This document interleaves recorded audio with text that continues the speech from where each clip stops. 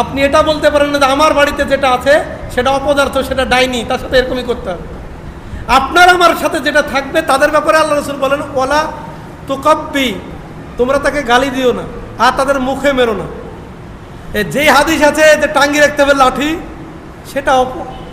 সেটা ভয় ভীতি প্রদর্শনের জন্য, কিন্তু এটা মারা ধরার জন্য নয়। ইবনে আব্বাস রাদিয়াল্লাহু আনহু শেষ কথা বলে শেষ করব।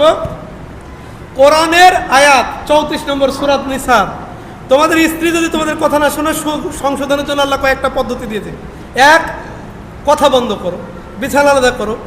এরকম যদি না হয় মৃদু প্রহার করো। ইবনে আব্বাস তাফসীর করেন মৃদু প্রহার কেমন ভাবে, তিনি একটা দাঁতন এনে বলছেন এই দিয়ে মারবে। দাঁতন দিয়ে যদি আপনার স্ত্রীকে এতটুকু দাঁতন দিয়ে মারেন কি হবে? এটা হলো এটার অনুমতি দেওয়া আছে। আপনি মনে করলে যা খুশি মারলাম আর কিয়ামতের দিন হবে না। আল্লাহ কোরআনে বললেন আশিরুহুন্না বিল মারুফ, তোমরা তোমাদের স্ত্রীর সাথে ভালো ব্যবহার করো। আর বলেছে যে তোমরা তোমাদের পাহলু মানে তোমাদের পাশে যারা থাকে তাদের সাথে সুন্দর ব্যবহার করো।